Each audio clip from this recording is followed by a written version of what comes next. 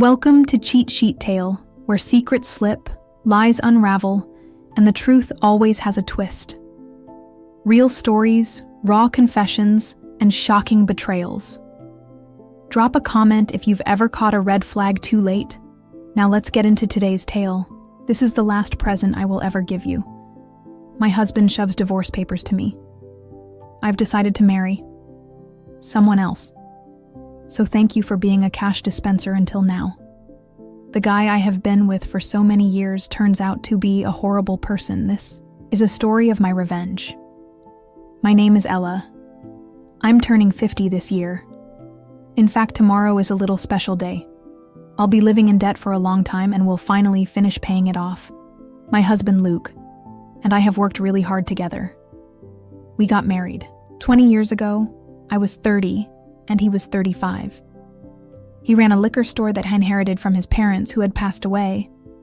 I, on the other hand, was an office worker. We met through an acquaintance and started dating with marriage in mind. I had one concern back then. What if he asked me to run the store with him? I was working as a financial consultant who advised on insurance and investment to individual and corporate clients. At the time, I was getting paid better than average 30-year-olds and loved my job. I was studying for certification to take my career to the next level when he proposed to me. He said, "I know you have been working hard to get the certification.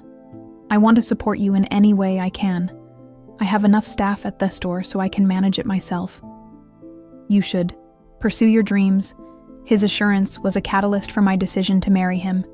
He was benevolent and always on my side. I truly wanted to build a life with such a man. As we agreed in the beginning, he focused on his business and I focused on my work. We thought that our marriage was going well. About a year into it, he went to work and I was spending my day off at home. When I was vacuuming under the bed, it caught a lot of papers.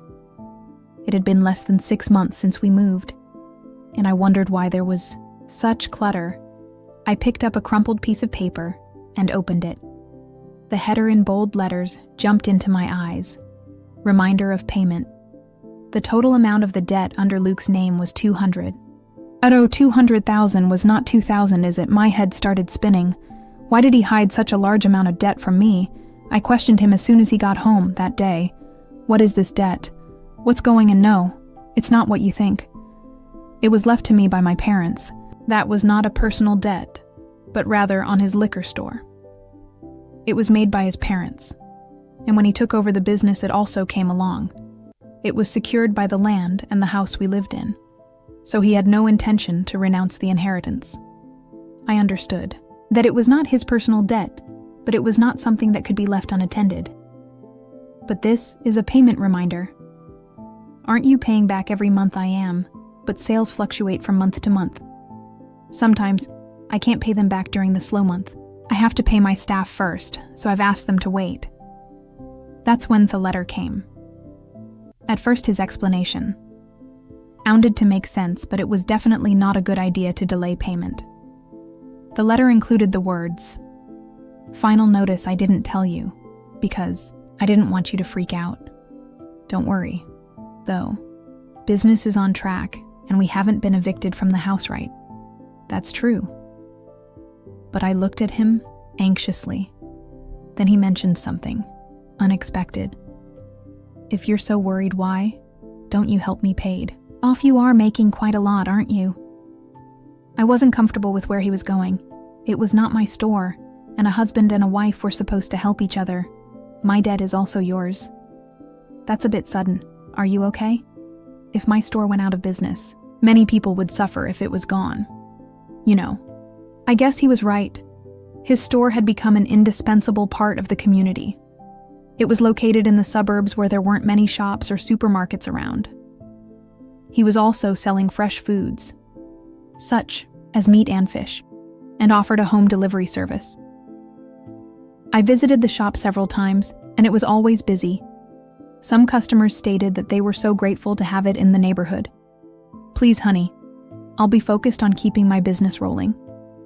Please, help me pay off my debts." I respected the way he took his work seriously and devoted himself I didn't want to see his store disappear. I didn't want that to happen for sure. Being married means that we support each other. At all times. If you are struggling, it seems only natural for me to help him. Okay, I'll repay back as much as I can. Every month from my salary. You can concentrate on managing the store. I could help financially, but only he could run it. I was happy that he relied on me. Above all else. However, it was the beginning of a change in him. About 3 years had passed since I took over his debt. He often came home late. What were you doing until this late? You weak oaf alcohol. I just had a few drinks with my customers. Honey, did you make a payment this month? For some reason he sounded condescending. I did last week. Why, that store depends on you. You'd better keep paying on time. Whenever he got drunk. Those days he gave me an order.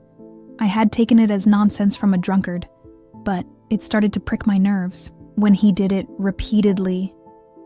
He made it sound like it was normal for me to pay back his debt. By the way, Max has a third kid now. I envy him. Max was his friend from high school. He had his own business. Just like Luke. His wife also worked in the store with him. I've been wanting to talk to you about that. I told him what I have been keeping to myself. Don't you think it's time for us to start a family? His reaction was very cold. What, Davy? My business has just started picking up, and we are still in debt. How can we be so responsible? That was his stance. I held back my annoyance. Max has 3 children now, right? We can manage one too. His parents are still well, and his wife works in the store. They are different from us. I couldn't counter that. I always thought that I would have children when I got married. My dream was crushed easily. So until I pay off all your debts, we can't have a baby. Well, I guess that's how it's going to be. If you make a lot of money and pay off studies quickly, I will think about it. His mean smile disgusted me, but I felt impatient to pay off the debts as soon as possible. How blind I was. Even though it was an irrational demand, I was still occupied with the thought of starting a family and didn't even think about it. From then on, I worked tirelessly for Luke. I actively obtained qualifications, took promotional exams, and secured a salary increase. I started earning much more than women my age. I even made advanced payments, but the debt didn't disappear so easily. I turned 40 before I knew. Adan had to give up on having children. I thought to myself that I still had my husband and thought he was enough. Here lead on me, and I could do anything for him, as long as I still believed that he'd remain happy. Luke started coming home later, and later, as the days went by. Has sometimes came back in the morning. I was working in the store, and it was morning. When I realized it, I had to go out with a customer. And the next thing I knew, the sun was out. When I saw him working so hard to protect the store, I felt that I had to do my best as a wife, too. We were on the same boat sailing for a better future together. The months and years went by and the day finally arrived. I was going to make the last payment the next day. For the sake of the debt, I had to pass on all sorts of luxuries. I didn't need to do so anymore.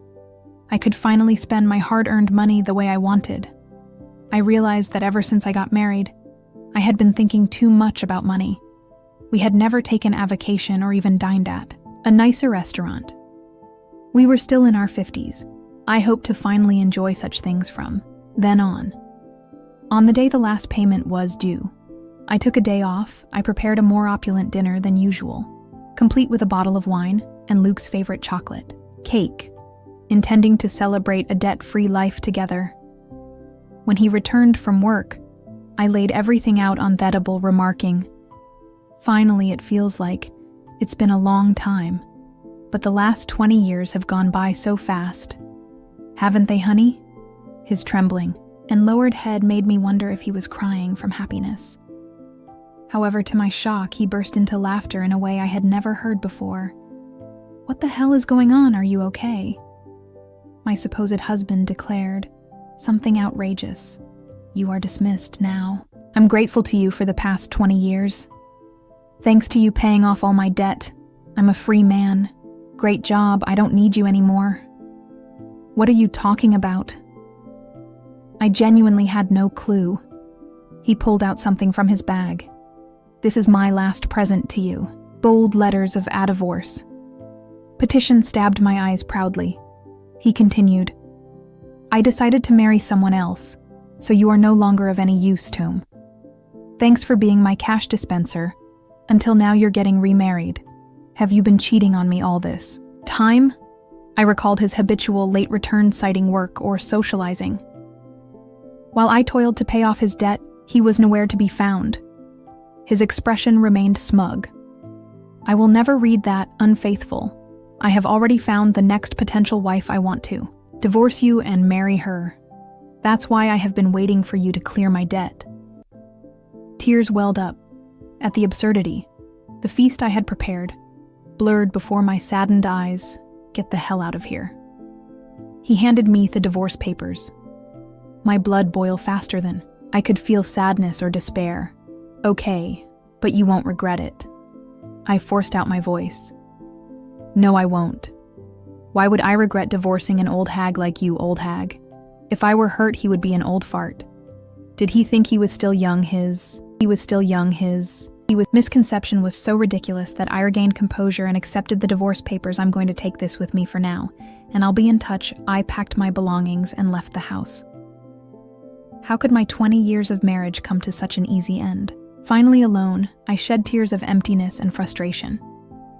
Later, I asked my attorney for a divorce agreement, sending it to Luke. I also requested a background report on his bride-to-be. Shortly after, he called me.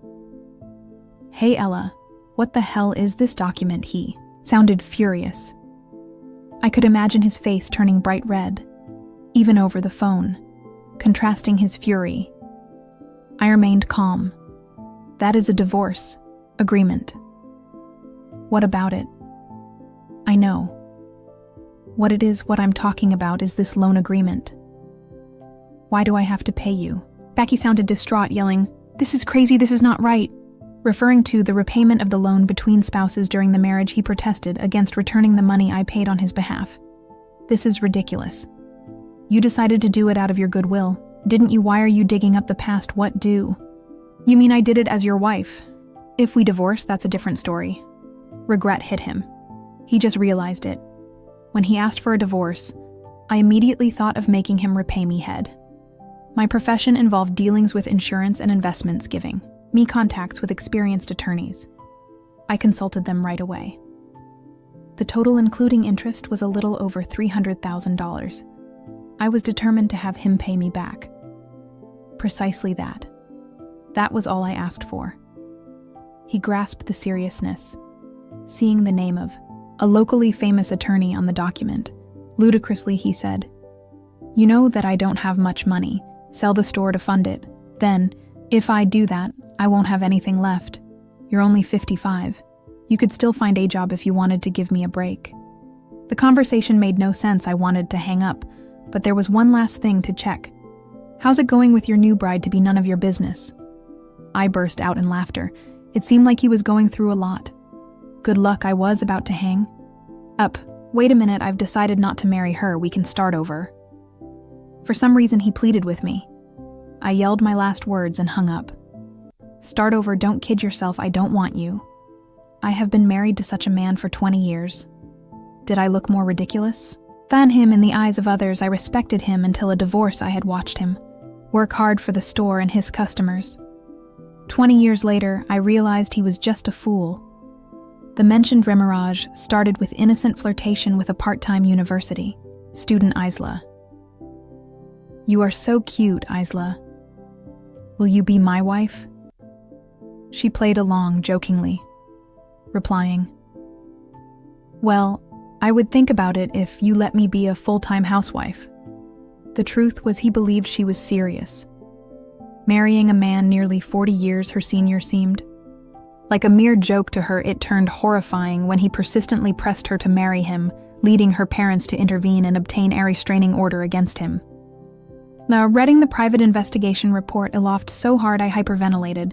When he came home late, I assumed he was working hard, unaware of the truth. Instead, he was hitting on young girls at bars and strip joints, boasting, "I'm surprisingly popular. With young girls, I'm a salesman, so I have this easy-to-talk-to aura and get along with them. And I'm told that I look younger, don't you think so?" The girls apparently cringed at his comments with no use for his older wife, and viewing me only as a cash dispenser. His misconceived self-image turned him into a somewhat laughable stalker who almost got in trouble with the police. Perhaps it would have been better if he had cheated on me. Unfortunately, he couldn't even find a mistress. The reason behind his pursuit of a young girl was his friend Max having a grandchild. Max recounted, "Soon, as he saw my grandchild, he said he wanted to have a child himself. I scolded him, saying he shouldn't say such a thing. You have been paying his debt for him. He was absolutely mortified. I'm glad I didn't spend my golden years with that man," I muttered. My divorce finalized, and despite unclear property division, he gave up. Due to my attorney's reputation, I wondered how such a gutless person had stayed in business. He sold the store to pay me back. Fortunately, just before the sale, his employees abandoned him. Customers frown at him for giving up a family business. When they learned the reason was to pay, his ex-wife shock spread through the community. He got what he deserved when he demanded a divorce. A true story that sounded like a comedy circulated. Even if he hadn't sold the store, the bad publicity would have affected his business. Selling before bankruptcy was probably a blessing. The money wasn't enough, so he still works part-time to pay. He back, and sometimes he messages, "It was all my fault. Can we get back together?" Even after blocking, he calls from different phones. "If you contact your ex-wife any further, we'll file a restraining order," warned my attorney. The calls stopped. He is terrified of the attorney. Guess what I do now? I'm a marriage counselor. Turning 50, I joined my friend's matchmaking business. I quit my previous job helping singles find a match, offering advice on finances, insurance, etc. Couples appreciating frank discussions from the beginning increased our membership. Having been through a lot, I don't want them to make the same mistakes I did, though. My salary is lower. I enjoy helping others be happy every day. I found happiness after getting rid of my ex-husband. Today, I'm a bridge to someone else's happiness, to someone else's